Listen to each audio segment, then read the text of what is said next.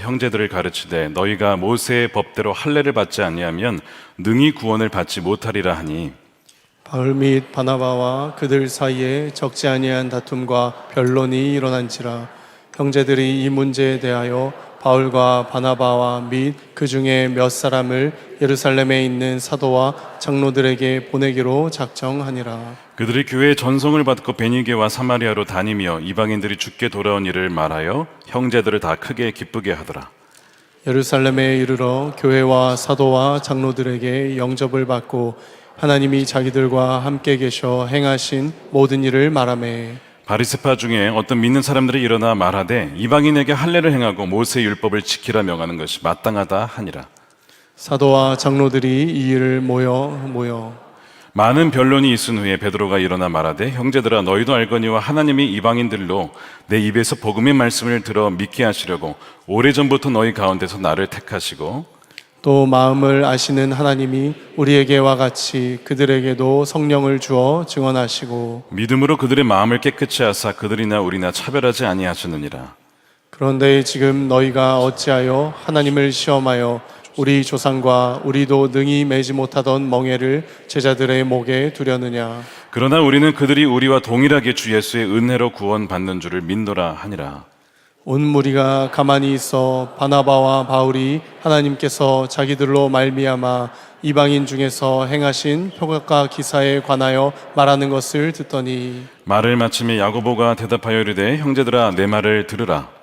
하나님이 처음으로 이방인 중에서 자기 이름을 위할 백성을 취하시려고 그들을 돌보신 것을 시므온이 말하였으니, 선제들의 말씀이 이와 일치하도다. 기록된 바, 이후에 내가 돌아와서 다윗의 무너진 장막을 다시 지으며 또 그 허물어진 것을 다시 지어 일으키리니, 이는 그 남은 사람들과 내 이름으로 일컬음을 받는 모든 이방인들로 주를 찾게 하려 함이라 하셨으니, 즉 예로부터 이것을 알게 하시는 주의 말씀이라 함과 같으니라. 그러므로 내 의견에는 이방인 중에서 하나님께로 돌아오는 자들을 괴롭게 하지 말고 다만 우상의 더러운 것과 음행에 목매어 죽인 것과 피를 멀리하라고 편지하는 것이 옳으니, 함께 읽겠습니다. 이는 예로부터 각 성에서 모세를 전하는 자가 있어 안식일마다 회당에서 그 글을 읽음이라 하더라. 아멘. 하나님의 말씀입니다. 사도행전 세상으로 보냄받은 성령 공동체 24번째입니다. 오직 은혜만이 닫힌 문을 연다 라는 제목의 말씀을 나누겠습니다. 하나님 아버지께서는 지금도 역사하고 계심을 믿으십니까? 지금도 여러분들 마음속에 또 이미 하나님의 은혜는 우리보다 앞서서 그리고 선행하여서 임재하고 계신 줄로 믿습니다. 그것이 성경의 진리의 말씀이죠. 그런데 동시에 하나님의 역사가 일어날 때에 마귀도 함께 일한다는 사실입니다. 마귀는 하나님의 역사가 사람들에게 일어나지 않도록 하여튼 할 수 있는 모든 방법을 동원해 간계를 발휘해서 막으려고 합니다. 하나님께서 구원을 문을 여실 때 바로 그런 일이 일어나기 때문에 우리가 그것을 어떻게 대비하고 또 그런 일이 벌어졌을 때 어떻게 해결할 수 있을까? 그것에 대한 주제가 오늘 말씀의 주제가 되겠습니다. 분열과 갈등이 일어났을 때 또한 이 은혜와 율법의 관계를 우리가 이거 어떻게 설정을 해야 되는 것인가? 이 부분을 오늘 말씀을 통해서 분명하게 세움받는 오늘 이 저녁이 되기를 원합니다. 사도행전 14장 후반부에 보게 되면 1차 선교 여행 이후에 이제 바울과 바나바가 갔다 와서 이제 안디옥 교회에서 선교 보고를 합니다. 이렇게 보고를 합니다. 27절에 그들이 바울과 바나바죠. 그들이 이르러 교회를 모아 하나님이 함께 행하신 모든 일과 이방인들에게 믿음의 문을 여신 것. 누구에게요? 이방인들에게. 그러니까 유대인이 아닌 사람들, 이방인들에게 믿음의 문을 하나님이 여셨다는 거죠. 그것을 보고하고 제자들과 함께 오래 있으니라. 이것이 14장 마지막 부분입니다. 하나님께서 이방인들에게 구원의 문을 여셨다, 믿음의 문을 여셨다. 이 놀라운 역사를 바울과 바나바가 이렇게 보고 선교 보고를 한 것입니다. 자, 이런 역사가 일어난 다음이 바로 15장인데 15장에 바로 들어가자마자 1절에 보니까 어떤 일이 벌어지냐면 안디옥 교회에 한 유대, 아마 예루살렘에서 왔을 겁니다. 유대로부터 몇 사람이 와가지고 무슨 주장을 하냐면 모세의 법대로 할례를 받지 않으면 예수님을 믿어도 그것은 구원받은 것이 아니라고 그들이 가르치기 시작한 것이죠. 예수님을 믿었어도 할례를 받지 않으면 그것은 구원받는 것이 아니다라고 주장을 한 거예요. 이것 때문에 이제 초대교회에 가장 치열한 논쟁이 벌어지기 시작합니다. 할례를 구원의 조건으로 볼 것이냐, 아니면 예수님을 믿는 것으로 그 은혜로 충분한 것이냐, 이 논쟁이 바로 이 사도행전 15장의 논쟁인 것입니다. 그 안디옥 교회는 유대교 배경에서 예수님을 믿고 그리스도인이 된 사람들도 있고 이방인 중에서 믿어서 그리스도인이 된 사람들도 있었습니다. 여기에서 이것을 잘 해결을 하지 못하면 교회가 갈라지게 되는 것이죠. 유대인 그리스도인들과 이방인 그리스도인들로 갈라질 수 있는 이런 문제에 있게 되는 거예요. 근데 여러분, 이런 초대교회의 문제만이 아니라 지금도 예수님을 믿으면서도 그것만으로는 부족하기에 뭔가가 더 있어야 한다라고 주장하는 아이디어와 생각과 사람들은 2000년 내내 있었고 지금도 있습니다. 믿기는 믿는데 세례를 받고 직분도 받아야 하고 그래야 진짜 구원받는 거 아니냐, 야, 직분 안 받으면 너 구원받은 거 맞아, 이런 식으로 주장하는 사람도 있고요. 좋은 행실, 즉 믿기는 믿지만 행실을 더해야 구원받는 거다. 어떻게 믿음으로만 구원받냐? 거기에는 나의 행실, 즉 믿음 100%, 행실 100%가 되어야 구원받는 거지 어떻게 믿음으로만 구원받냐? 라고 주장하는, 뭔가 맞는 것 같은데 아닌 것 같기도 한 알쏭달쏭한 이야기를 하는 사람도 있고요. 요즘에 이단 중에 대표적인 이단이죠. 우리 성남에. 자꾸 제가 이런 얘기를 하면 자꾸 제가 공격이 와가지고, 그런데 어쩔 수가 없어요. 제가 가르쳐야 되니까. 하나님의 교회가 있습니다. 하나님의 교회가 이단인데 어머니 하나님을 얘기하죠. 창세기에 하나님께서 우리가 우리의 형상을 따라 인간을 만들자 했을 때 그 우리가 아버지 하나님, 어머니 하나님, 성자 하나님, 이 어머니라는 거예요. 그러니까 어떤 사람들은 그 삼위일체를 모르면 어머니 하나님이구나 넘어갑니다. 이렇게. 또 하나 이분들이 주장하는 게 뭐냐면 유월절을 지켜야 한다 주장을 해요. 왜냐? 성경에 이 유월절은 영원히 지켜야 될 규례인이라 이렇게 성경에 써 있거든요. 그러니까 유월절은 영원히 지켜야지 구약에서만 지킬 게 아니다. 너희들이 유월절을 지키지 않으면 너희는 구원받은 게 아니다라고 주장하는 거예요. 여러분, 뭐라고 대답하시겠어요? 뭐라고 대답하실래요? 유월절을 지켜야 합니까? 안 지켜도 됩니까? 안 지켜도 돼요? 진짜요? 잘못 말하면 이단되는 거 아시죠? 여러분, 예수님께서 유월절 그 날에 제자들을 불러 모으셔서, 그렇죠, 뭐라고 하셨어요? 내가 유월절 어린 양이다. 사실은 그 유월절 어린 양이라는 것이 누구를 가리킨 거예요? 예수님, 나를 가리킨 거였다. 내가 너희의 죄를 위하여서 다 사하기 위하여서 내가 대신 짊어지려고 온 것이다라고 이제 사실 말씀하시면서, 히브리서에 나와 있듯이 예수님의 그 유월절 어린 양의 죽음은 한 번으로 영단번에 해결이 된 거예요. 다시 우리가 유월절 지킬 필요가 없는 것이죠. 우리가 성찬을 지키는 것이 이걸 해야만 구원받는 게 아니고, 성찬을 통해서 예수님이 십자가의 어린 양의 구원하심을 우리가 기억하고, 성찬을 통해서 성령을 통하여 그분의 그 영이 우리 가운데 함께 함으로써 우리가 이제는 예수님과 함께 동행하는, 예수님과 연합된 존재로 살아간다는 것을 다시 한번 증언하고 선포하기 위해 우리가 그 은혜의 수단으로서 성만찬을 하는 것이지, 이거를 해야만 구원받는 게 아니라는 것이죠. 그러니까 이 부분이 명확하지 않으면 사람들이 이제 막 헷갈리는 거예요. 야, 그렇구나. 이게 그래서 사람들이 하나님의 교회에 가는구나. 뭐 이렇게 해서 진짜 거기에 설득이 돼서 가는 사람들이 있다는 말이에요. 그러니까 이것이, 이 초대교회의 이 문제가 그때만이 아니라 지금도 다양한 이단을 통해서, 심지어 정통 교단이라고 하는 교회 안에서도 어떤 행위를 덧붙여서 짐을 지우는 일들이 있기 마련입니다. 문제는 이런 이제 구원을 위해서 뭔가가 더 붙여진다고 했을 때, 말씀드린 것처럼 예수님의 십자가와 부활이 그럼 뭘 완성시켰느냐? 그것만으로 충분하지 않다라고 하는 그 복음을 부정하게 되는 일이 되기 때문에 이것은 굉장히 심각한 논쟁이었습니다. 이 안디옥 교회에서 벌어진 이 갈등이 즉각적으로 이제 교회를 흔들었기 때문에 이제 사도들을 예루살렘을 보내서 이거를 거기서 한번 토론을 해보자라고 해서 이제 사도들이 예루살렘 교회로 모이게 된 것입니다. 사실 이제 이방인 신자들은 예수님 믿고 이제는 이 율법을 지킴으로써가 아니라 우리가 은혜로 예수님 믿음으로 그래서 그 신앙생활의 자유를 누렸는데 이들의 이 주장 때문에 굉장히 마음이 좀 무거워진 거예요. 나는 그럼 구원받지 못하는 것인가? 이런 이제 논쟁이 계속 벌어지면서 사실은 이 다툼이 일어나게 됩니다. 2절에 보십시오. 바울 및 바나바와 그들 사이에 적지 아니한, 그러니까 바울과 바나바와 이 유대에서 온 사람들 사이에서 이 다툼과 변론, 서로 논쟁이 벌어집니다. 누가 옳으냐라는 이 논쟁이 벌어지죠. 결국에는 이제 예루살렘에 있는 사도와 장로들에게 이들을 보내서 거기에서 결정을 하기로 한 것입니다. 이 교회의 역사에 굉장히 중요한, 교회가 갈라질 수 있었던 중요한 바로 시점에 이들이 있었던 것입니다. 이 유대에서 왔던 이 할레파라고 불리는 이 사람들의 걱정은 무엇이냐면 이런 것이었습니다. 그동안 우리는 하나님의 백성으로서 율법을 지켜왔는데 이방인들은 이러한 율법을 지키는 것도 없고 노력도 없고 이런 배경도 없이 그저 그냥 은혜로 하나님의 백성이 된다고 하니 이 심적으로 이게 받아들여지지 않는 것이죠. 그래서 이들 안에 있었던 위기의식은 이런 거였습니다. 이 구원을 이렇게 쉽게 받는다면 우리 유대인들의 정체성은 뭐냐? 우리가 지금까지 지켜온 율법과 전통은 이게 뭐가 되는 거냐?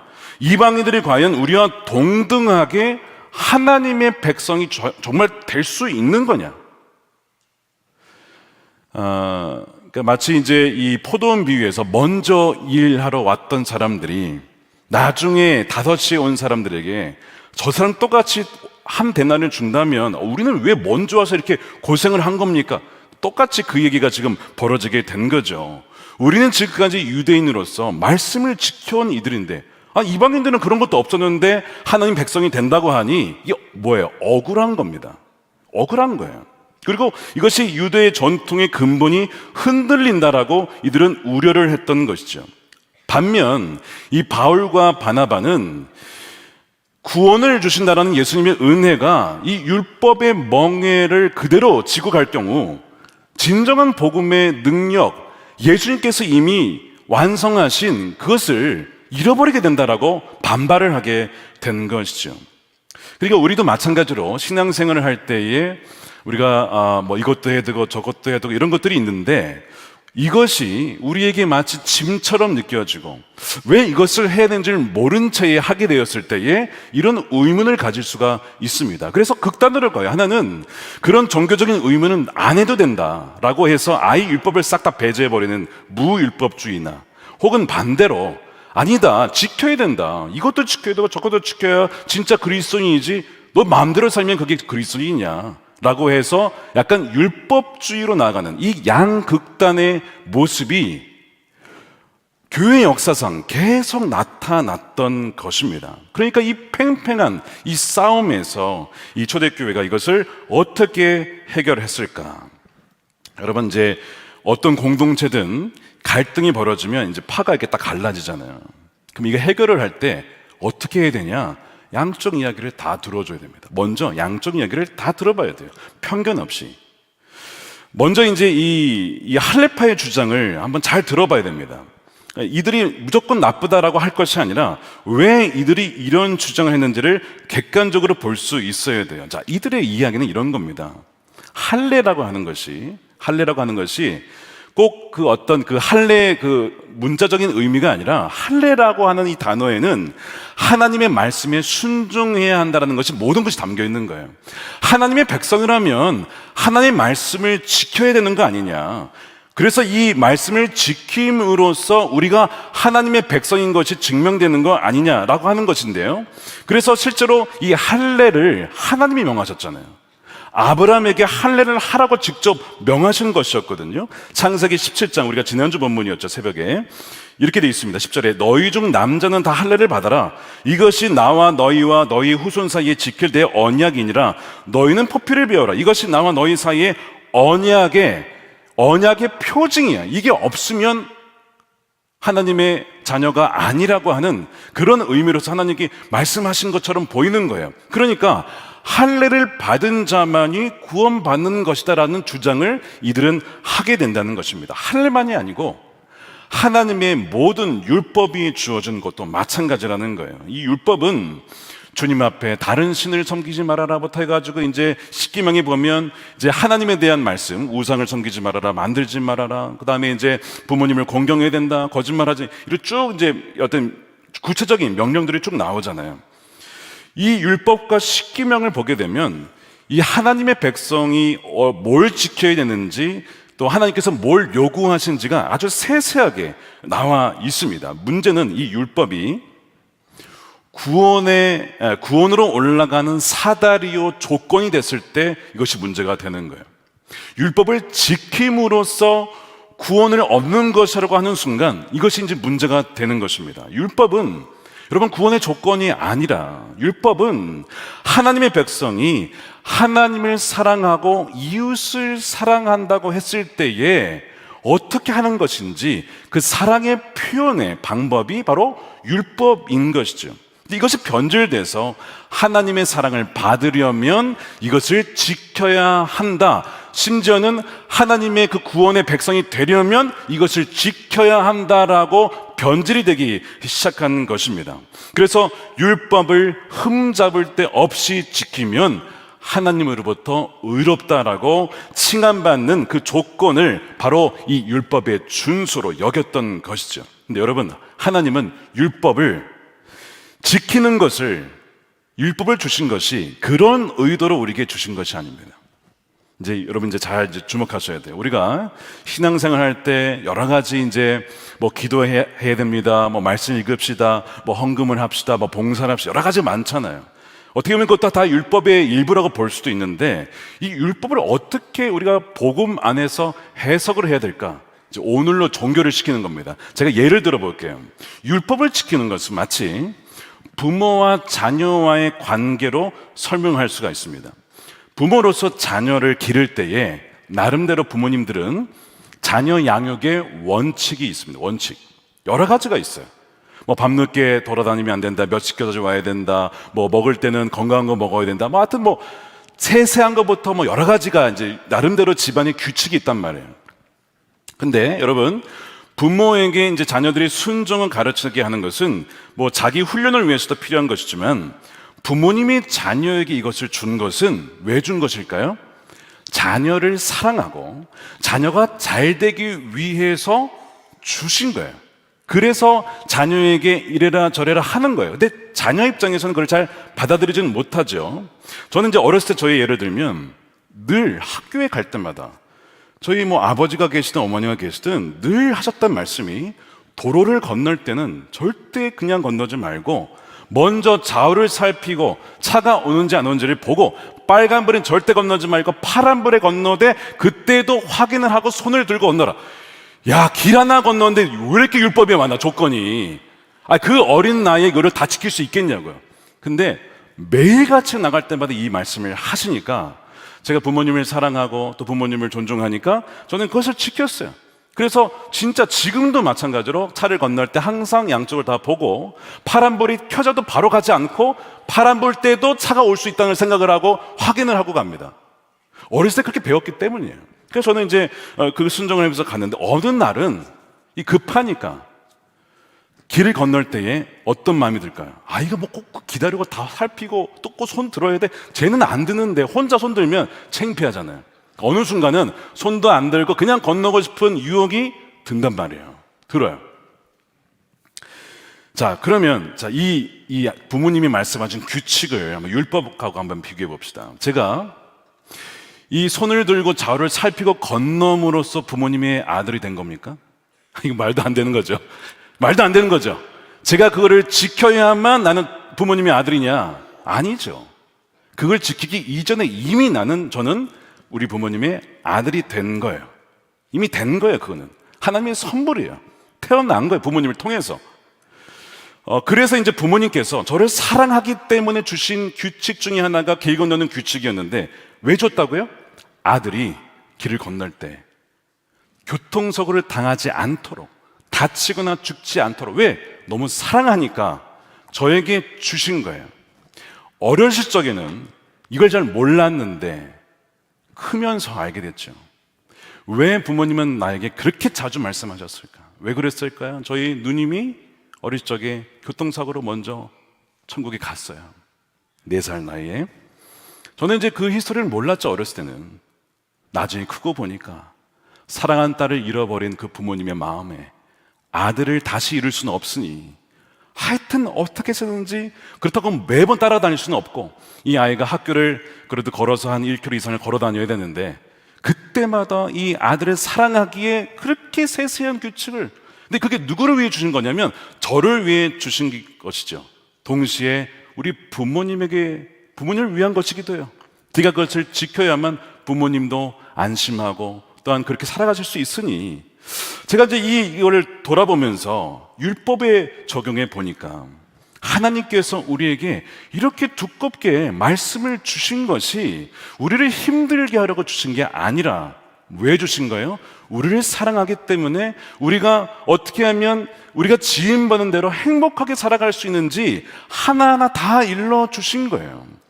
여러분 이제 뭐 차를 몰고 다니시는 분들 계실 텐데, 때가 되면 이제 엔진 오일 갈잖아요. 엔진 오일 갈 때 그 차에 맞는 매뉴얼에 엔진 오일 그 어떤 그 종류가 있습니다. 그거를 넣어야 된다고 매뉴얼에 써 있어요. 그거 왜 써 있냐? 다른 거 넣으면 되죠. 왜 꼭 그걸 넣어야 되냐? 왜 그러냐? 제작자가 이 오일을 넣어야 이 차가 안전하고 오래도록 그리고 가장 최적의 성능을 발휘할 수 있다라고 알기에 이 오일을 쓰라고 한 거예요. 근데 그 오일을 쓰라고 썼을 때에는 다른 건 다 못 쓰니까 굉장히 제약되는 것 같죠. 그러나 그걸 써야만 그 차가 최고의 성능을 오래 발휘하는 겁니다. 마찬가지로 우리를 누가 지으셨습니까? 하나님이 우리를 지으셨어요. 우리가 우리를 안다고 하지만요, 우리는 우리 몸 제대로 잘 몰라요. 실제로 우리가 살아가는 습관 중에 우리 몸을 망가뜨린 습관이 굉장히 많습니다. 사실 어제 이기호 박사님이라고 이 태초 먹거리 있으신 분이 저희 목사님들 강의를 하는데, 거의 강의의 80%는 우리가 다 반대로 하고 있어요. 지금 저희나 목사님들이 예를 들면 천천히 씹어 먹어라. 누가 언제 천천히 씹어 먹어요? 그냥 빨리 먹고 그냥 끝내야지. 시간이 없는데 다 반대를 하고 있어요. 하나님께서 씹어 먹으라고 이빨을 주셨는데 우리는 그냥 다 삼켜 넣어버려. 10분 안에 밥을 다 끝내버려. 15분 넘게 먹어야 이게 배가 배부르다 하고 이제 그만 먹어야 할 텐데, 15분 안에 빨리 먹어버리면 이게 이제 과식인 줄 모르고 계속 먹다가 위가 넘어가 버리는 거예요. 이제 우리가 하나님께서 지으신 어떤 창조 원리를 거스른 채에 살아가는 게 너무 많은 거예요. 우리 몸이라 할지라도 모르는 게 너무 많은 거죠. 근데 하나님은 우리 몸을 너무나 잘 아시죠. 그렇기 때문에 이 성경에 뭘 먹으면 좋다, 먹지 말아라가 다 결정돼 있어요. 먹지 말아야 하는 그 동물들이나 가만 보면 다 우리 몸에 안 좋은 것들이에요.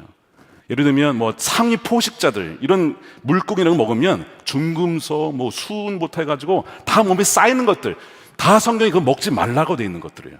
하나님께서 우리 너무 잘 알기 때문에 이 율법을 주신 것이구나. 그러니까 율법이라고 하는 것은 이거를 지킴으로써 우리가 구원받는 게 아니라, 은혜로 인하여 하나님 백성이 된 자들이 하나님을 사랑하고 또한 이웃을 사랑하기 위해서 어떻게 살아가는 것에 대한 매뉴얼로 주시는 거예요. 그래서 요한일서에 보면 우리가 하나님을 사랑한다는 것이 뭐냐라고 했을 때, 여러분 하나님 사랑하는 게 뭐예요? 하나님을 어떻게 사랑할 수 있어요? 이거 어렵나요? 여러분 하나님을 어떻게 사랑할 수 있죠? 자, 성경이 뭐라고 되어 있냐면 요한일서 5장 3절 보세요. 이렇게 되어 있습니다. 우리 함께 읽어보겠습니다. 시작. 하나님을 사랑하는 것은 이것이니 우리가 그의 계명들을 지키는 것이라. 그의 계명들은 무거운 것이 아니로다. 제가 부모님을 사랑한다면 저는 길 건너기 전에 좌우를 살피고 안전하게 건너므로써 부모님의 마음을 아프지 않게, 그렇게 함으로써 부모님을 사랑하는 거예요.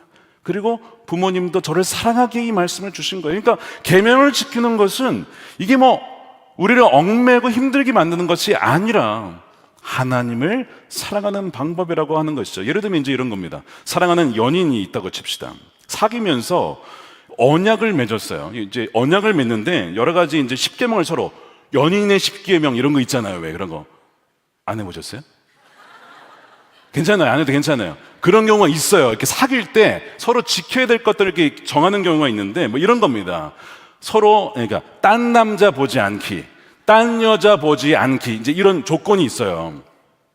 안 해보셨어요? 하여튼 그런 게 있다고 칩시다. 자, 그런 게 있으면 야, 어떻게 살아가면서 다른 여자를 안 볼 수가 있어요? 아니, 지구상의 반이 여자인데 안 볼 수는 없잖아요. 근데 그런 의미가 아니라 마음을 주지 말라는 거잖아요. 이제 서로 사귀니까 서로만은 보자는 거 아닙니까? 자, 이 계명만 보면 이걸 어떻게 지키나 싶은데 여러분 살아가게 되면요, 이게 됩니다. 이거 뭐 어떻게 제가 예화로 한번 들어볼까요? 제가 아내와 연애를 할 때, 여자친구가 있을 때 저에게 사람 여자친구, 그러니까 여자 사람 친구가 있었을까 없었을까요? 있었죠. 있었는데 교제를 하다 보니 시간이 없어요. 일단 그러니까 여자친구가 만날 시간도 없는데 여자 사람 친구 만날 시간이 어디 있냐고. 여기 있어야지. 그러니까 자연스럽게 멀어지는 거예요. 첫 번째. 두 번째, 여자친구가 싫대요. 남자와 여자 관계에 친구가 어디 있냐 이거야. 그래서 안 만났으면 좋겠다 라고 하는 것을 얘기를 해요. 그러면 제가 여자친구를 사랑하면 어떻게 하겠어요? 그러면 만나지 않을게. 그러는 거예요. 이게 어려운 게 아니라 사랑하면 그렇게 할게 라고 되어지는 거거든요. 그러니까 지금 우리가 하나님을 사랑한다고 하면 하나님이 기뻐하시는 일이 있어요. 내가 정말 그걸 기뻐한다. 그러면 하게 되는 것이고, 싫어하고 미워한다 그러면 안 하게 되는 거예요. 먼저는 사랑이고 그 다음에 계명을 지키는 거거든요. 우리가 계명을 지키려고 하면 이거 진짜 어려운 일입니다. 욥기 31장 1절에 욥이 뭐라고 얘기하냐면 내가 내 눈과 약속하였나니 어찌 처녀에게 주목하랴. 나에게는 아내가 있다.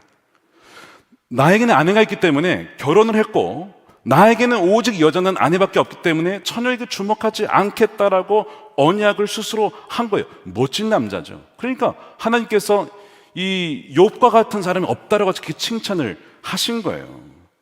여러분, 결혼이라고 하는 것은 저는 이렇게 정의하고 싶습니다. 결혼이라고 하는 것은 죽음을 통과해야 된다.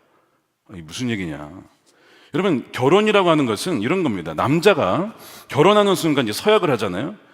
지구상의 다른 여자들에 대해서는 다 죽는 겁니다. 이제 오직 그 여인 외에는 다른 여자들에 대해서는 다 죽는 거예요. 이게 결혼이에요. 죽어야 돼요. 여자가 결혼하는 순간 지구상의 다른 남자들에 대해서는 다 죽는 거예요. 물론 일반적으로 어떤 뭐 사업상이 만날 수 있지만 마음의 감정으로 뭐 좋아한다고 이제 그건 다 끝난 겁니다. 인정하기 싫으신가요?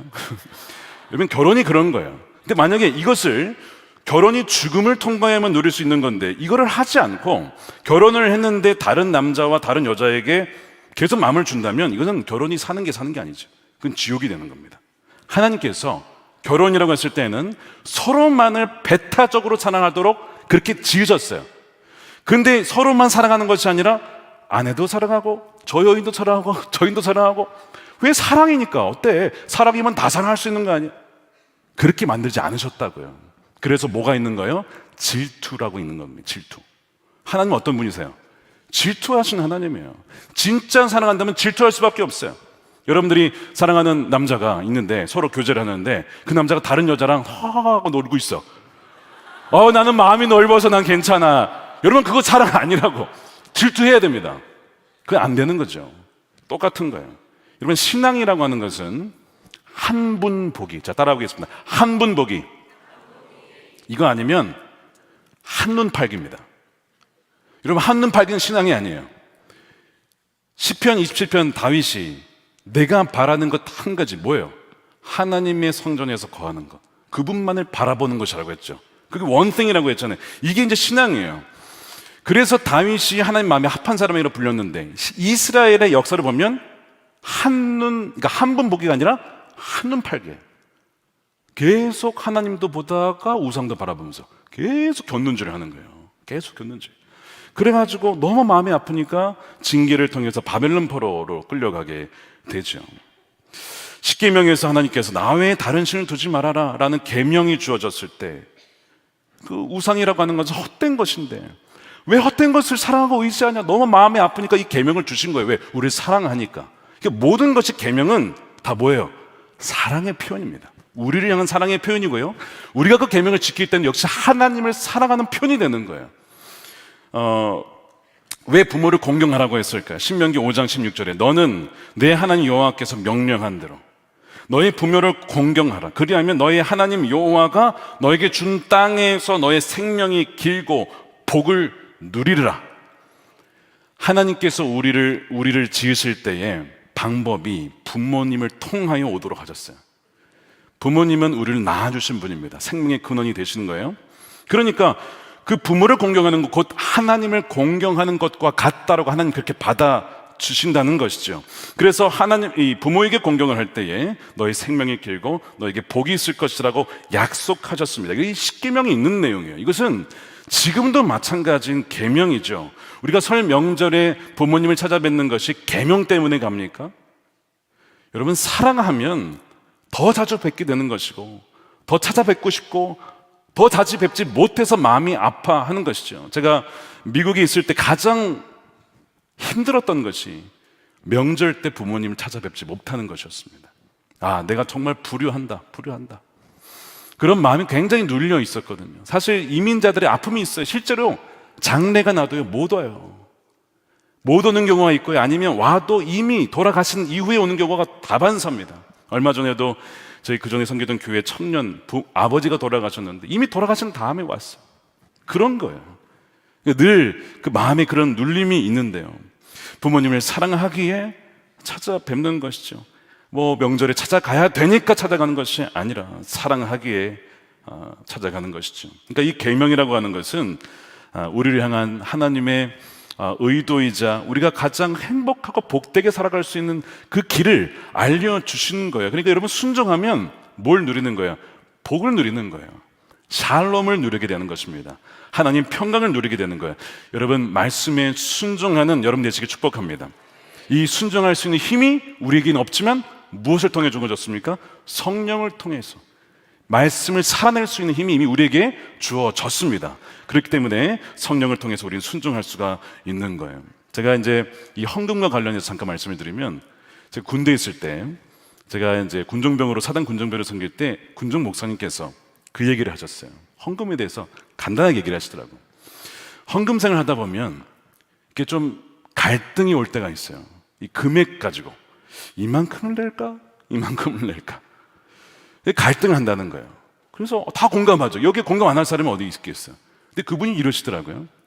우리가 헌금할 때 갈등하면 하나님도 우리에게 갈등할 수 있다, 이렇게 하시는 거예요. 무슨 얘기냐 했더니, 무슨 말씀이십니까 했더니, 우리가 하나님께 드리는 것이 아까워서 이 11조 이거 너무 큰 거 아니야? 그래서 5%로 낮출까? 이렇게 갈등을 하잖아요. 그러면 이제 하나님께서도 나중에 복을 주실 때 얘에게 줄까? 얘가 정말 청지기 역할을 제대로 할까? 다른 애가 낫지 않을까? 예화긴 하지만 저는 그 이야기가 제 마음속에 확 박혔어요. 나의 생명도, 내가 가진 것도, 여러분, 이 옷도 제가 태어날 때 가지고 태어난 거 아닌 거 아시죠? 가지고 태어날 때 아무것도 안 갖고 태어났어요. 근데 지금 가진 것이 많이 있어요. 다 누가 주신 거예요? 하나님 다 주신 거예요. 다. 그런데 11조, 여러분, 11조를 안 하면 구원 못 받습니까? 아니죠. 그게 이단이에요. 그러면 11조 안 하면 구원 받지 못한다, 이단이라고. 근데 왜 11조를 얘기를 하냐? 너의 근원, 너희가 가진 모든 것이 누구에서 왔는지를 기억해라. 너가 잘해서, 너가 능력이 있어서, 너가 재능이 있어서 얻은 게 아니라 내가 너에게 준 거라는 걸 잊지 마.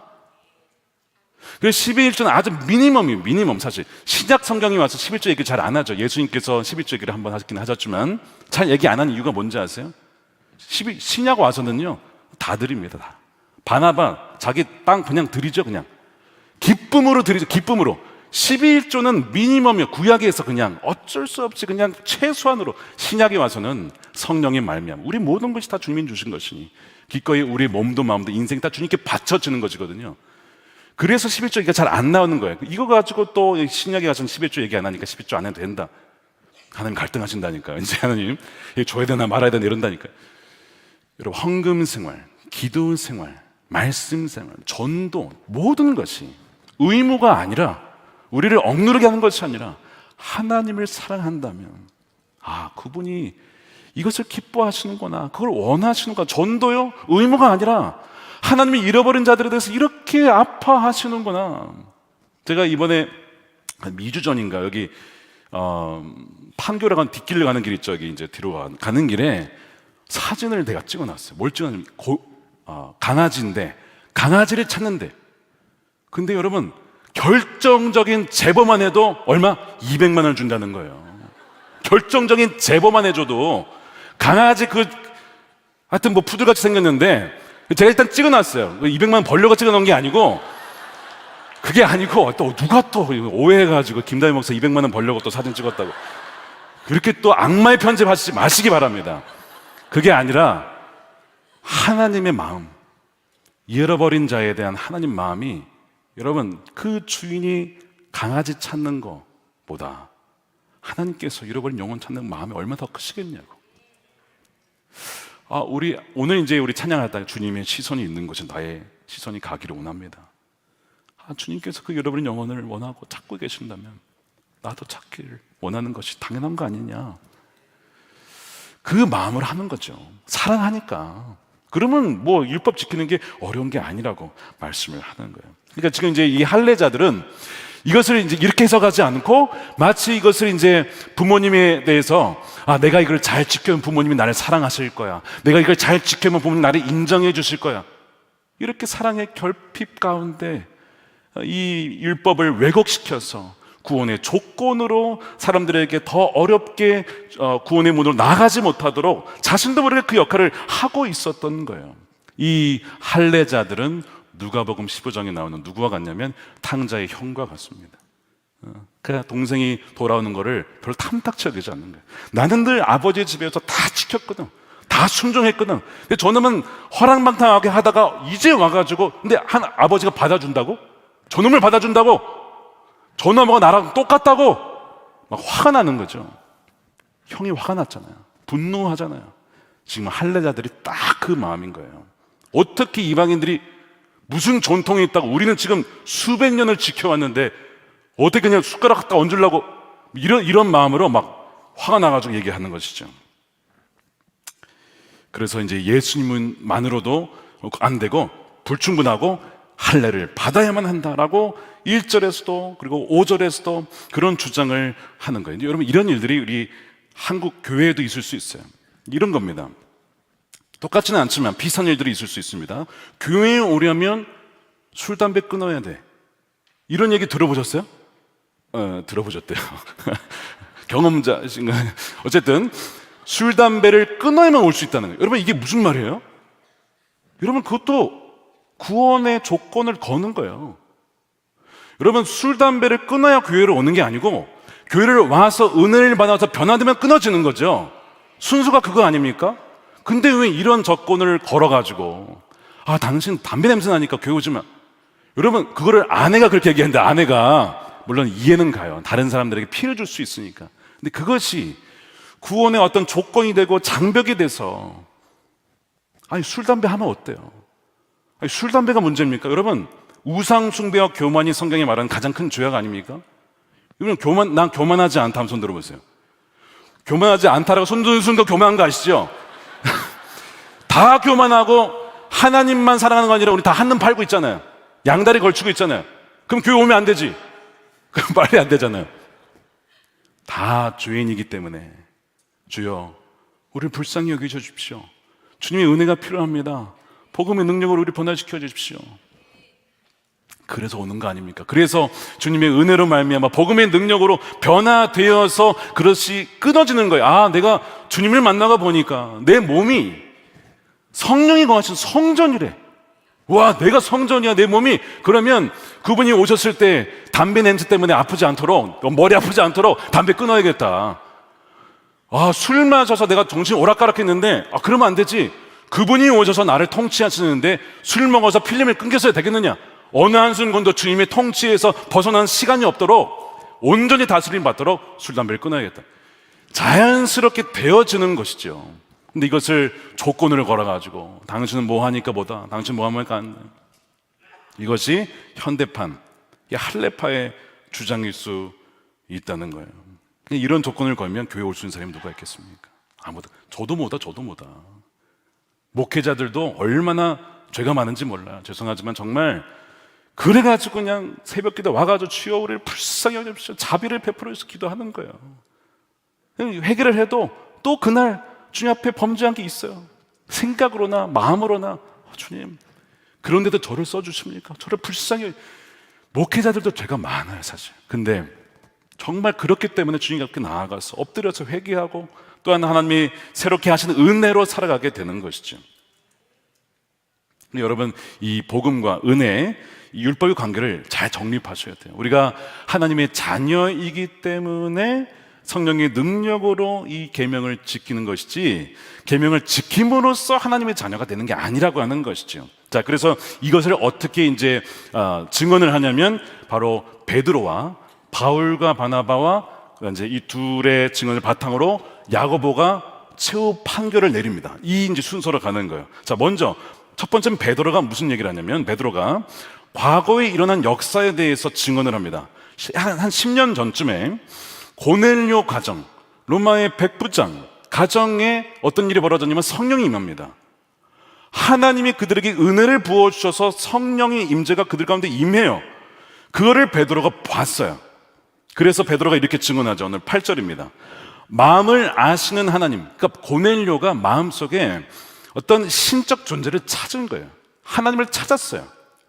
아, 저 고넬료가 나를 찾는구나. 그 대상이 뭔지는 명확하지는 모르지만 뭔가 이 세상을 누군가가 친히 지었다라고 하는 것을 알고 찾았을 때 그 마음을 아시는 하나님이 고넬료에게 찾아오신 거예요. 우리에게 왔지 그들에게도 성령을 주어 증언하시고 믿음으로, 그래서 하나님을 믿고 믿음으로 그들의 마음을 깨끗이 하사 그들이나 우리나 차별하지 않았다는 거예요. 이방인이나 유대인이나 차별이 없다는 거예요. 그런데 지금 너희가 어찌하여 하나님을 시험하여 우리 조상과 우리도 능히 매지 못했던 멍에 율법 다 지키지 못했거든요. 다 지키지 못했어요. 근데 그거를 어떻게 제자들의 목, 베드로가 뭐라고 하고 있어요? 제자들이라고. 지금 할파들은 이들이 구원받지 못했다고 얘기했는데 베드로는 제자라고, 예수님이 제자라고 얘기해 주고 있죠. 제자들의 목에 두려고 하느냐고 베드로가 증언을 함으로써 1차 방어를 먼저 합니다. 복음을 증명하고 또 변증을 한 거예요. 그러니까 지금 이 베드로의 주장은 율법을 지킴으로써 구원받는 것이 아니라, 손들고 횡단보도를 건너야 제가 부모님의 아들이 되는 것이 아니라 이미 자녀가 되었고 은혜요 선물로 되은 상태에서 부모님을 사랑하고 또한 저를 사랑하기에 그 말씀에 순종하여 지켰던 것처럼, 베드로는 우리가 하나님의 자녀가 되는 것은 율법을 지켜로서가 아니라 오직 예수님의 은혜로 된 것이라고 그렇게 말씀하고 있는 거예요. 자, 가장 중요한 구절이죠. 에베소 2장 8절입니다. 함께 읽어보겠습니다. 시작. 너희는 그 은혜에 의하여 믿음으로 말미암아 구원을 받았으니. 자, 여기에서 영어로 보니까 by grace, 구원이라고 하는 것은 은혜로 받는 거예요. by grace. 근데 그 은혜가 내 것이 되려면 뭐가 있어야 돼요? 믿음이 있어야 되는데 이 믿음조차도 은혜가 아니면 믿음이 생길 수가 없는 겁니다. 그러니까 은혜도 선물, 믿음도 선물인 거예요. 전적으로 은혜를 받는 겁니다. 어느 누구도 내가 믿었으니까 내가 구원받았다, 그 믿음을 공로로 내세울 수가 없어요. 그래서 뒤에 보십시오. 이것은 너희에게서 난 것이 아니라 하나님의 선물이다. 행위에서 난 것이 아니니 이는 누구든지 자랑하지 못하게 함이라. 우리는 죽을 수밖에 없었던 자들입니다. 이 에베소 앞장에 보면 우리는 이미 죽은 자라고 했어요. 물에 빠진 비유라면 이미 물에 빠져서 허우적거리는 게 아니고 이미 죽었다고. 죽은 거예요. 이미 숨이 멈췄어. 누군가가 빠져 들어가서 거기에서 꺼내서 심폐소생 살린 거예요. 이거는 그 사람에게 어떠한 공로가 없는 겁니다. 전적으로 누군가에 의해서, 누구에 의해서? 예수 그리스도의 은혜로 말미암아 살게 된 것이죠. 우리 모두가 지금 이 자리에 나와서 예배하고 찬양하고 기도하는 것은 우리가 어떤 믿음이 있어서, 여러분 절대 그렇지 않아요. 모든 그 믿음조차도 하나님이 주신 은혜로 갖게 된 것입니다. 제가 자주 예를 들죠. 여기 이제 물이 있어요. 저는 이 물에 대해서 제가 만들 수도 없고 이 물을 깨끗하게 만들 수도 없고 제가 갖다 놓은 것도 아니고 그냥 은혜로 선물로 주어진 겁니다. 그렇죠? 이게 맞죠? 이게 은혜예요. 저는 여기에 대해서 어떤 공로도 없어요. 근데 이 물이 제게 되려고 하면 이 물이 깨끗하고 이 물이 안전하고 저를 위해 주신 거다라고 제가 믿으면 그럼 제가 뭘 할까요? 마시는 겁니다. 이렇게. 그러면 이제 이 은혜가 제게 되는 거예요. 그렇다고 해서 제가 이거를 내가 공로로 이 물을 마셨다, 공로로 뭘 주장해, 공로로 아무것도 물을 만들 수도 없는데, 저는 은혜라고 하는 것은 그거예요. 전적으로 100% 하나님에 의해서 우리가 믿음을 갖고 또한 구원을 받을 수가 있게 됐다는 것이죠. 그러니까 우리가 이 은혜만 알면요, 모든 것이 감사죠. 우리가 헌신을 해도 내가 봉사를 해 줬어, 죄송하지만 혹시 그런 마음이 있다면 그럼 은혜를 모르는 겁니다. 목회자로서도 내가 일주일에 한 70시간 사역했네, 혹시 그런 생각 가진다면, 그런 분은 없겠지만 여러분, 그건 진짜 은혜를 모르는 거예요. 우리는 지옥에 갈 수밖에 없었던 자라니까요.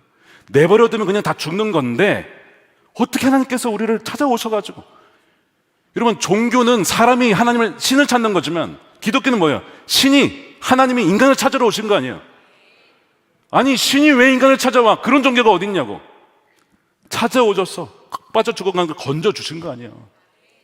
와, 그것만 생각하면 나는 진짜 너무, 난 내 평생 내 인생 다 바쳐도, 내 가진 거 다 바쳐도 그 은혜를 어찌 갚을 수 있냐고. 바다를 먹물 삼아도 그걸 어떻게 다 표현할 수 있냐고. 그래서 이 은혜가 모든 것을 가능하게 하는 거예요. 우리 인생 전체가 다 하나님의 은혜 아니면 살 수 없는 것이니까. 그래서 은혜란 찬양 부르면 왜 이렇게 감동이 돼요? 맞거든. 다 우리 살아가는 게 일상이 당연한 게 아니거든요. 아니, 어제 죽었을 수도 있어요. 오늘 운전 오다가 죽었을 수도 있다고. 비행기 타다가 죽을 수도 있었다고. 우리 지난주에 필리핀 선교여행 애들 왔잖아요. 이 당연한 게 아니라고요. 그게 우리 이미 알잖아요. 당연한 게 아니라는 거를. 무사히 도착했습니다. 이준호 목사님이 사진 보내서 너무 감사한 거예요. 하나님 감사합니다. 이 당연한 게 아닌데 아이들이 일주일 동안 지켜주셨습니다. 거기서 하나님의 은혜를 찬양했습니다. 하나님을 증언했습니다. 이 당연한 게 아닌데 어떻게 이 아이들이 어릴 적부터 성교하는 아이들로 하나님 세워주셨습니까? 이 놀라운 특권을 어찌 이 아이들에게 주셨습니까? 너무 막 감사와 찬양이 막 눈물 나. 지금도 막 생각하면 눈물 나 진짜. 너무 감사하잖아요. 진짜 은혜 하나님께 박수 합시다. 우리 은혜 그냥.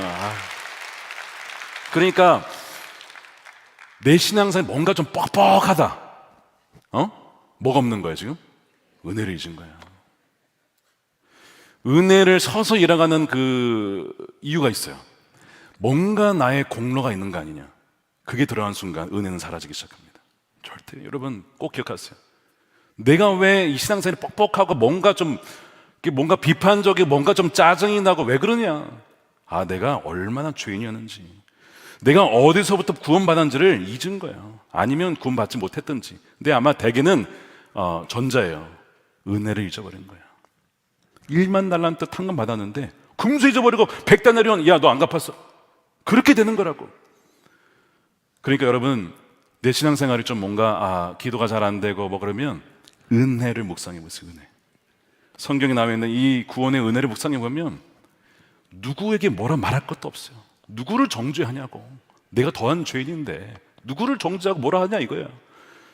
나를 구원해 주셨는데 저는 훨씬 나은 사람이지. 이렇게 되는 거죠. 베드로가 첫 번째 그 증언을 한 것이고, 두 번째, 바울과 바나바가, 베드로는 과거에 있었던 얘기를 했어요. 근데 바울과 바나바는 방금 1차 성경을 마치고 지금 하나님께서 일으키시는 표적과 기사를 증언합니다. 그것이 12절이에요. 온 무리가 가만히 있어 바나바와 바울이 하나님께서 자기들로 말미암아 이방인 중에서 행하신 표적과 기사에 관하여 말하는 것을 듣더니, 이 복음을 전하는데 하나님께서 확증해 주신 것이 표적이었습니다. 표적은 단지 기적이 아니라, 기적과 같은 일이지만 표적은 무언가를 가리키는 것이죠. 루스라에서 걷지 못하던 사람이 걷게 됐어요.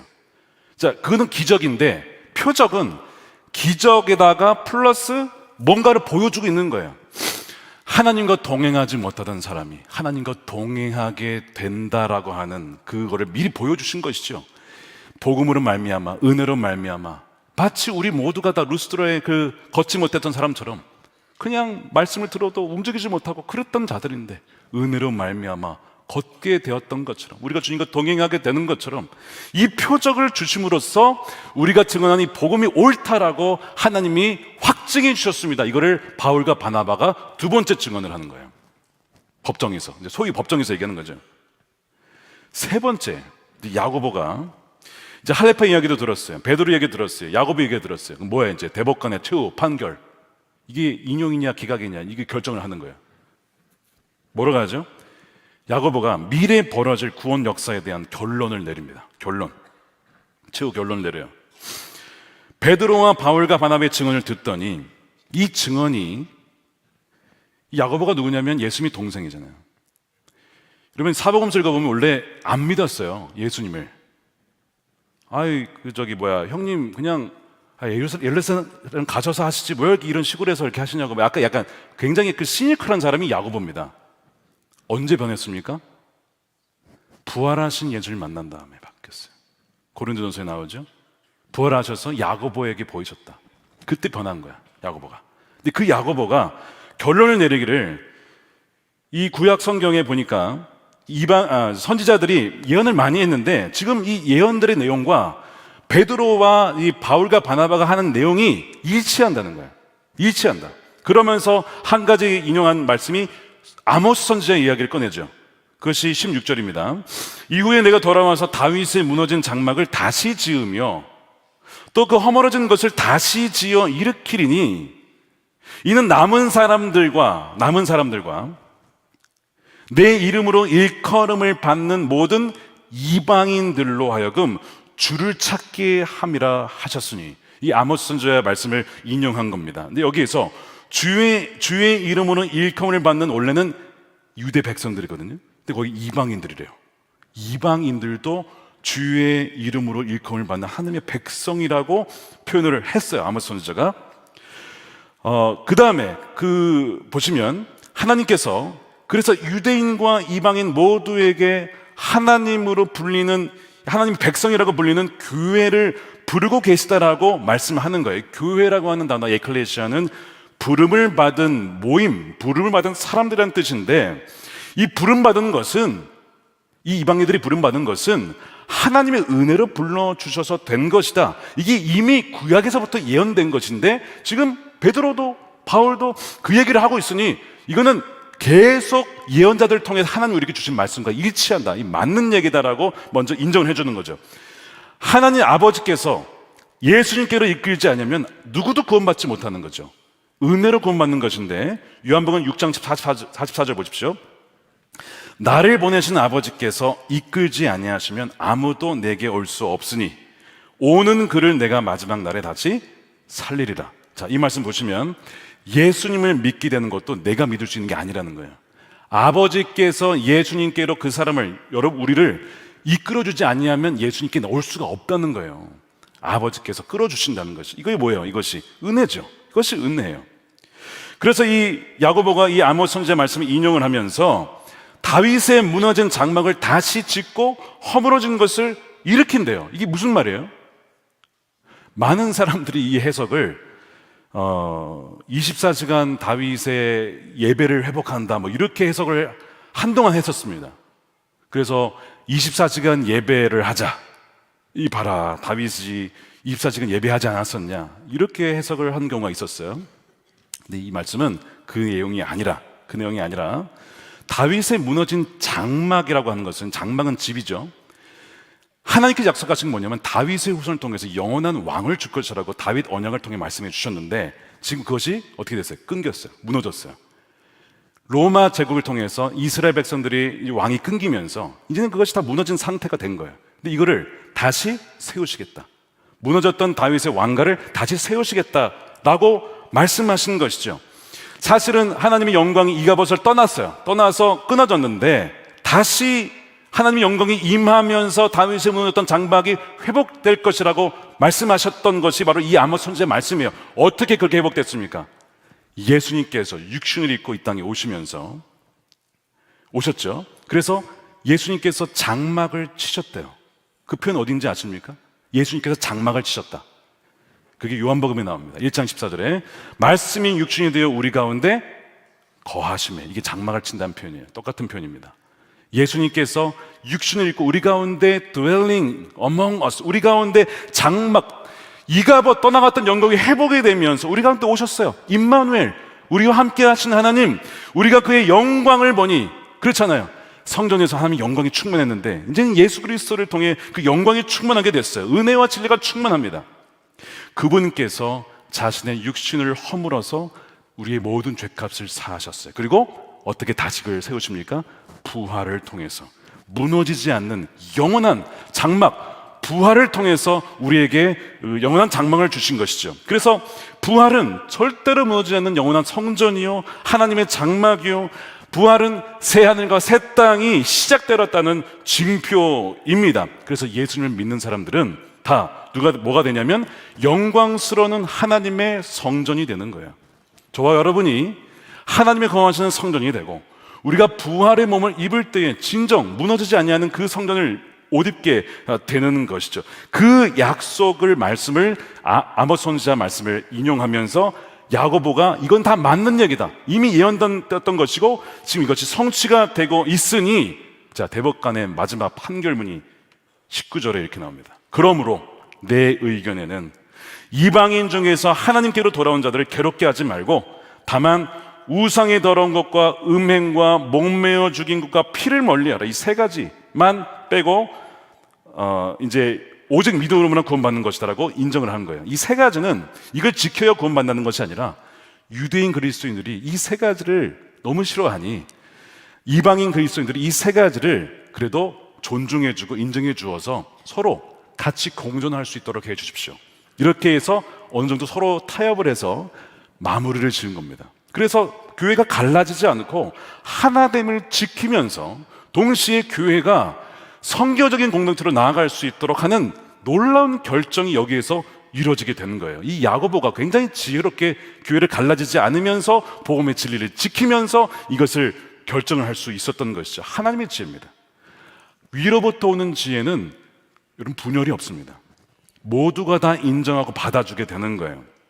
그래서 초대교회가 만장일치로 구원은 예수 그리스도를 믿는 믿음으로 하나님의 은혜 외에 다른 어떤 것도 요구할 수 없다라고 결론을 딱 짓는 것이죠. 이것이 이제 오늘 15장의 결론이 됩니다. 저는 이제 이 말씀을 준비하면서 하나님께서 은혜로 여신 문을 저나 우리 교회가 혹시 문을 닫고 있는 것은 없는지, 장애가 되고 있는 것은 없는지를 돌아보게 되었습니다.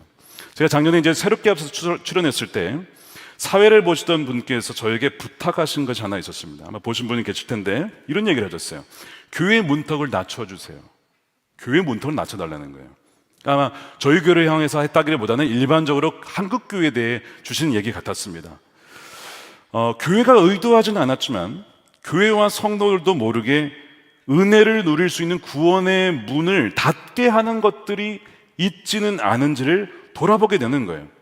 그때 이제 그쯤에 들었던 이야기가 하나 있는데 이런 것이 있었습니다. 우리 교회 부서에서 교회 아마 이제 음식 배달을 시켰나 봐요. 점심시간인가 그때쯤에 배달하신 분이 교회에 왔습니다. 오셔서 이분이 보통 이제 음식만 배달하고 가시는데 이런 얘기를 하시더래요. 저도 이 교회에 오고 싶네요 라고 배달을 하시면서, 굉장히 특별하시죠? 배달을 하시는데 저도 이 교회에 오고 싶네요 그러면서 오세요 했더니 그러면 교회에 오려면 양복을 입어야 되나요? 이렇게 물어보시는 거예요. 그분의 옷차림은 당연히 작업복이었습니다. 배달을 하신 분이었기 때문에. 근데 그분이 보기에 교회라고 하는 것은 뭔가 옷을 잘 차려입고 뭔가 좀 품위가 있는 사람들만 가는 건 아닌가라고 하는 그런 생각이 있었던 것 같아요. 그래서 이제 그 얘기를 들었던 분이 아닙니다. 편하게 입고 오시면 됩니다. 라고 이제 말씀을 해 주셨다고 해요. 저는 이제 계속 그 이야기가 마음에 남는 거예요. 우리가 이제 하나님께 예배하기 위해서 옷차림을 잘하고 단정하게 하고 이렇게 하는 것은 물론 하나님을 사랑하고 존중하는 표현으로 그렇게 하지만 누군가에게는 어쩌면 그것이 위화감을 줄 수도 있겠다. 너무 화려한 옷이라든가 이런 것들이 교회는 잘 사는 사람들만 가는 것인가 봐, 이런 오해를 줄 수도 있겠다. 때로는 저는 양복을 입지 말까 생각을 할 때가 있어요. 그래서 어쨌든 그거는 큰 문제는 아니지만 어쨌든 안 믿는 분들의 입장에서 교회를 간다고 했을 때에 느껴지는 어떤 장애물들이 있구나 하는 것을 깨닫게 됩니다. 또 하나, 사실 이 구원의 문으로 나가지 못하도록 가로막는 장애물 중에 가장 큰 장애물이 뭔지 아십니까? 애석하게도 그리스도인입니다. 목회자를 포함해서. 그건 정말 애석한 일입니다. 사실 오늘 이 1절 5절에서 구원을 받으려면 예수님 믿고 그 다음에 할례를 받아야 한다고 주장한 사람이 누구냐면 소위 그리스도인들이에요. 유대인 그리스도인들. 힌두교인이나 이슬람, 무슬림들이 방해하는 게 아니고 타전교인이 아니라 믿는 사람들이 구원의 문을 좀 가로막고 있는 거예요. 마찬가지로 우리가 어쩌면 누군가에게 구원의 문을 가로막는, 이미 은혜로 열린 것을 여러 가지 조건에 의해서, 혹은 그런 조건은 아니더라도 다른 여러 가지 우리의 행실로 말미암아 그들이 은혜를 받는 데에 방해가 되는 것은 없는가를 돌아봐야 된다는 것이죠. 최근에 한 귀한 이야기를 들었어요. 저희 교회에 나오시는 여자 집사님이 계신데, 이 남편분이 이제 교회에 대한 좀 안 좋은 이미지를 갖고 계신 분이셨습니다. 어떤 건지는 정확히는 모르겠지만 예배에 나오기는 하시지만 교회 등록은 안 하시고 봉사를 하시지 않으면서 그냥 아내와 함께 이렇게 그냥 나오시는 분이 계셨어요. 근데 이제 이 남편분의 특정한 직업 때문에 아마 교회에서 어떤 도움을 그분에게 요청한 일이 있었던 것 같습니다. 교회 주차 관련하여서 법적 자문을 아마 물어보셨던 것 같아요. 근데 이 남편분이 감사하게도 자신이 도움이 된다고 하면 도움을 해드리겠습니다 하고 이제 교회를 오시고 교회 직원분들과 정기적으로 만나고 교제를 하게 됐습니다. 자, 어떻게 되었을까요? 교회와 더 멀어졌을까요? 역시 교회 와보니까 아니, 이 믿는 사람들이 더해 이렇게 했을 수도 있고 반대일 수도 있는데 감사하게도 후자였어요. 이 남편분이 그렇게 말씀하셨다고 해요. 저도 전해 들은 겁니다. 교회 와서 교직원을 만나보았는데 인격적이시고 온유하셔서 교회에 대한 생각이 바뀌었어. 그 얘기를 하셨다는 거예요. 그것을 아내분이 얘기를 해주셨어요. 저는 이제 그 남편분에게 어떠한 교회에 대한 상처가 있는지 모르지만 어쨌든 마음의 문이 확 닫혀 있었던 상황에서 그 누군가의 예수님을 닮은 성품을 통해 온유하고 겸손히 하는 그 대화와 표정과 태도를 통하여서 그분의 마음이 열리게 된 것을 보면서 이것도 하나님의 은혜구나. 그분의 마음이 열린 것도 은혜고 그분의 마음이 열리도록 그 교직원분의 그 모든 성품과 행실과 그 모든 것들을 빚어가신 그 하나님의 은혜가 있었기에 이것이 이 길로 흘러갔구나 하는 것을 보게 되면서 너무 감사했어요. 동시에 제 자신을 돌아보게 되었습니다. 과연 나는 내가 그 자리에 있었더라면, 과연 제가 그 교직원의 위치에 있었더라면 그분이 과연 나를 보고 그렇게 했었을까? 굉장히 도전이 되고 회개도 되고 또 제 자신을 돌아보게 되었습니다. 마찬가지로 오늘 이 말씀에 우리가 정리를 하면서 우리가 누군가에게 은혜의 문으로 나아갈 수 있는 통로가 될 수도 있고 가로막는 문이 될 수도 있다라고 하는 것. 우리가 바라기를 은혜의 문으로 활짝 열린 곳으로 나아갈 수 있도록 돕는 은혜의 통로가 되기를 원합니다. 사도 바울이 선교의 원칙에 있어서 이런 얘기를 한 적이 있어요. 고린도전서 9장 20절입니다. 유대인들에게 내가 유대인과 같이 된 것은 유대인들을 얻고자 함이요. 나중에 이제 이 디모데를 만났을 때 뭐라고 하냐면 너 할례 받아라 그래요. 안 받아도 되잖아 원래. 왜 받으라고 해요? 유대인들을 전도하기 위해서. 그래서 할례를 받아요. 율법을 그렇게 할 필요는 없지만 그들을 얻고자 하기 위해 디모데야 너가 할례를 받으면 좋겠다. 뭐 이렇게 얘기를 합니다. 뭐 이런 식으로. 그래서 이제 율법 없는 자와 같이 된 것은 율법 없는 자들을 얻고자 함이라, 약한 자들에게 내가 약한 자가 같이 된 것은 약한 자들을 얻고자 함이요 내가 여러 사람에게 여러 모습이 된 것은 아무쪼록 몇 사람이라도 구원 얻고자 함이니. 그러니까 계속 목적이 무엇이냐면 한 영혼이라도 구원 얻을 수 있다면 본질적인 것은 절대 타협해서는 안 되겠지만 비본질적인 것에 대해서는 얼마든지 맞출 수 있다는 거예요. 그들에게 맞출 수 있다는 거야. 그렇게 해서 그들이 죽기로 돌아올 수 있다면, 내가 은혜의 통로가 될 수 있다면 그렇게 하겠다. 내가 복음을 위하여 모든 것을 행함은 복음에 참여하고자 함이라. 사랑하는 여러분, 은혜의 문이 활짝 이미 열려져 있습니다.